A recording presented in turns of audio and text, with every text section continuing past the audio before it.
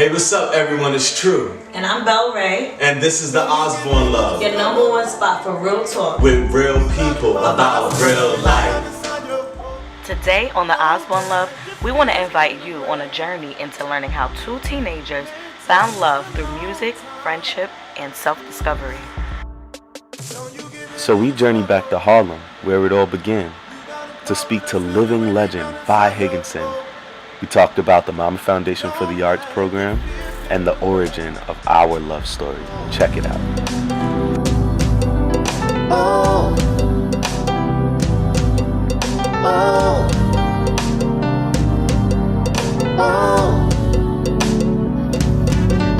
Oh. Oh. So, why did you guys start the Osborne Love? Oh, babe, go ahead. We started the Osborne Love because we wanted to develop an organization that empowered millennials through soul care, through life, and also we really just wanted to do something together. We wanted to have our relationship stand for something. Right. And we felt like all the things we were going through in the earlier parts of our relationship weren't for no reason. So we're like, why don't we develop a platform where we can speak openly and honestly about the things we go through with the hopes that it'll impact the lives of people who admire us. Because a lot of people saw the glitz and glam of the Osbournes, but they didn't really get to see, you know, I call them shadow places because it's dark. Sometimes it's gritty, it's ugly. A lot of people didn't get to see the arguments, we went through in our first year of marriage, or even while we were engaged, or even while we were dating. Or even now. You did not have to put all our business out on the street like that now, but it's all good. It's true. Yes, we argue now. Yes, we argue now. It's the truth. I thought she was over the argument before we started taping, but apparently she's not. You could catch the rest of the argument on bonus footage, because I want to understand why she thought right now was the moment. Don't boo me. Right now was the opportunity to share that. Anyway, we wanted you to see real people, like, who deal with real things. And then we wanted to be connected to real people who deal with real things. Or no? Yeah, I agree. To add on to what True said, I think we believe that to whom much is given, much is required. And my much may not be another person's much. Facts. But our much is the love that we have for each other, our family, the values that we have in family, believing that you can live your best life when you make healthy decisions, using your vulnerability to create, just to create inspiration for one another, for other people, and inspire them. And I think that when you view what you have as monumental, you can help somebody else. And I think that's what the Osborne Love is about. We wanted our legacy to not just be something that was beautiful, but we wanted to be able to inspire other people, as True stated, to live their best life. And the millennials, especially creatives, we've grown up with people that have been so creative but not happy. Haven't really lived, lives of joy and peace. And we as creatives, we understand that it's not easy to do that. So we know through our vulnerability, somebody's got to be on the chopping block. I mean, I don't want to be chopped, I'm just saying. But somebody's got to be able to put this story forth and tell the truth about real life and help people in some way. So there's the Osborne Love. And real rap, like a lot of the things that we speak about and choose to speak about on the Osborne Love are situations that we ourselves have dealt with or are dealing with, or we know is going to be something that we will deal with at some point in our relationship. And we feel like, I always say, God loves the underdog, Yes. because it's like they're the people who, right now, it looks like you're on the bottom. It looks like you don't have support. It looks like nobody understands you. It looks like you're going through hell and high water and there's nobody you can talk to. There's nothing you can do about your situation. You tried so many things and none of it's worked. You're still looking for love. You're fed up with men. You're fed up with women. You don't know what to do with yourself. Your dreams feel like they're never gonna happen. I mean, the list goes on and on and on. And we felt like we were designed, honestly, to support the underdog, to support that person who, you know, is giving up on their lives, you know, and giving up on their potential. And we wanted to create something so that that underdog feels like the champion that they truly are, because God loves the underdog. And God wants to see the underdog as the superdog. For real. That was really, really deep. I think a lot of times True and I, we find ourselves in the company of people that are extremely talented. But can't see it. But don't necessarily have... there's a battling demon on the inside that they're dealing with, and we're usually that voice of reason for that person. And sometimes it's the person that's in the spotlight. Like, everyone sees they're perfect, amazing, but they're really going through issues, like really. And so when we got our life coaching certification, that was a part of what our initiative, like we really wanted to use our certification to help people and not just say like, oh, we just want to give them advice. Like, no, we actually work for this paper and we want to just push them to be their best selves. So that's how Osborne Love started. That's how it started. That's a portion That's of the story. It's so much, but when we first got married, those are the thoughts behind why we started it. Well, this is the day, there was a day where we wanted to, I think on our wedding day, the hashtag was the Osborne Love. And then from then on, like we said in the first video, we've always used it. But it started off with it just being about marriage and love, and we want to talk about relationships. And then we started noticing that all our encounters, like you stated, we just went everywhere and started inspiring people. Like, what do you do? What do you love to do? Are you creative? Okay, what is it that you can do with your gift? Or are you happy with this job? Do you like working this 9 to 5? Is this making you, et cetera, et cetera? And then we're like, no, this is more than just about love with a person. This is self-love. This is love. It could be love with the person and also love with others. Right. So that is really how the Osborne Love started. Like, just with us going out and seeing like where our true calling is. Next. So how long have you guys been married, and what has been the most difficult part of your marriage? We've been married for 2 years, and the most difficult part of our marriage has been, let's say it at the same time. 1, 2, 3. Communication. Yeah, we didn't plan that. That was good, man. Like we said, like, we're two strong personalities. Yeah. And we're two strong personalities, and we both have very strong ideas and very passionate. So, that's a good word for it, passionate. Yeah, passionate. And also my wife likes to be right. I didn't say that. I can't agree with that. Of course you can. But when I'm right, I'm right. So I didn't say I like to be right, but when I'm right, I'm right. Hey babe, how often are you right? Don't do that. Don't put me out here like that. Don't tell them my business like that.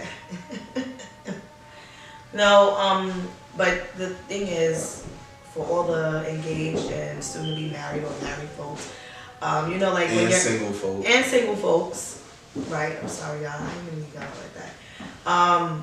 You kind of, before you're engaged, I'm really saying this because before you're engaged, for us, we kind of paid so much attention to how much we're alike, the love story, music, God, love, we want children, everything was just alike. But when you actually, or engaged, we realized that there were so many things that, you know, were different.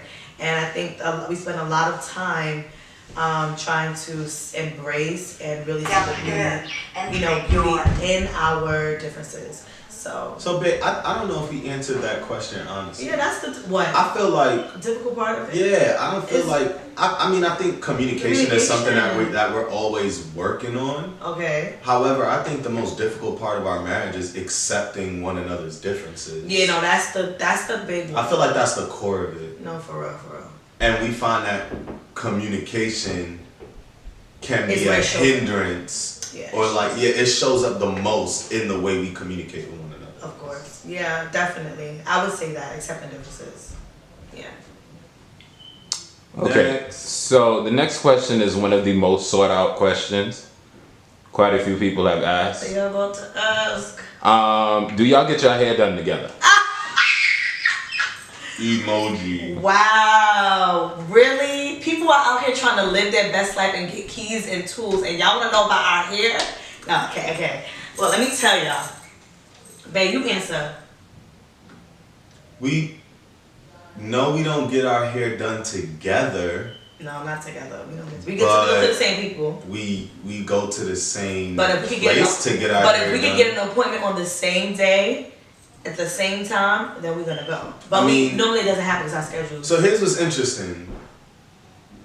You mind if I don't know, because I don't like when he asks me in front of people. He goes, "You mind if I share this?" I'm like, "What do you want me to see? You want me to look When like else the, am I the supposed Wicked to Richard and ask? Other West in front of people?" Like, no, you can't share that. Or maybe you just being honest and being like, I don't no, know they what- don't share But that. honestly, I don't know what he about to say. He So don't never give me say whisper it in my ear, no, something like that's that. so. It's awkward, y'all. It's awkward. And now I'm really telling them everything. You done told me so many It's him that's times. gonna get in trouble anyway. Back in the day, she used to get perms, y'all. She used to I got my first perm perm in high school. her hair. I've been natural for 5 years. And when she got with this black No, it was your Afro mom. Latino Nubian king, Your mom. she met my mom. Uh-huh. Dang, I'm mommy, you get all the credit.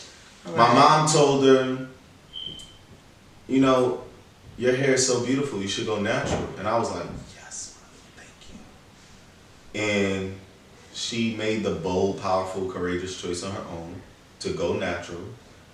And now we're on a natural journey. and at the time I had just decided that I was gonna grow my hair out, and we were natural together. Mm-hmm. So our first year of marriage, we had a lot of difficulty finding time to actually spend with each other between work and business performances for me and blogging for her, that I decided that I was gonna plan a date day at Carol's daughter. At the time they had a salon called Mirror Salon in Harlem. So I planned a relaxation day for her where we both went to Carol's daughter and got our hair done at the same time, because we were learning how to build. Good times. Yeah, we were learning how to build intimacy in our relationship, and I thought that would be a great way to just bear everything. You know, hair can be very intimate and spiritual. So it's part of your soul. So I wanted to show her, like, hey, I'm a dude that actually cares about how I look, and I like to take care of my hair. I like to take care of myself, and I wanted to show her that it could be really enjoying when we do it together. It can be a process of enjoyment when we do it together. And she was learning. Well, I don't want to tell them what you were learning. What were you learning when we went on that date to Carol's daughter? We went multiple times. They The first time. The first time for me, it was accepting the beauty in my natural hair, and I noticed that my natural hair was synonymous to my soul.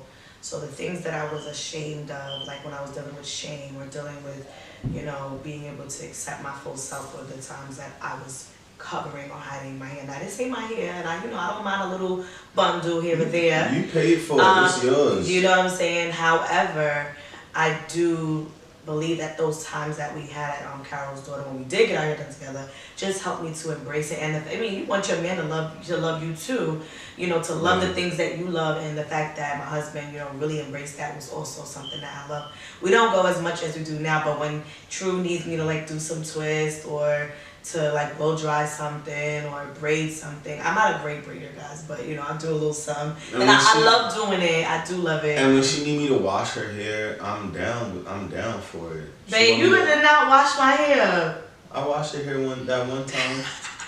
True, you did not wash my hair. I'm lying. You dreamt about it. Huh? I'm gonna take that out though. I'll wash her hair tonight. I'm not taking his hair out though. I'm just saying. But when I do, he can wash it. Do you guys ever get tired of doing so much together? Sometimes. Yeah, sometimes. Yeah, we do. I think we're business partners. Yeah. We're life coaches. Parents. We're parents. We're spouses. husband and Husband wife. and wife. We're best friends. Yeah, it's my best We friend. have a lot of the same friends. Yes, we do. So we get yes. invited a lot of the same places. Yes, Sometimes. sometimes we do get tired of being around each other or doing so much Yeah. with each other, but we also have a really great system in our marriage that allows us to have personal time away from each other in various ways. I spend my personal time in the studio or in my art studio painting, or binge watching anime. I'm trying to get into some of it though. Some of it, I'm getting into it a little bit. Where do you spend your personal time? My personal time, I like to go out. I like wine. I like to have a glass of wine. I actually love music, so I love to dance, and I go out with my friends, my girls, not in the town, have fun. That was fun. Yo, thank you for all those questions. Thank We y'all. really appreciated it. And look, if you want to know us more, send us more questions. We'd love to answer them in some of our next episodes.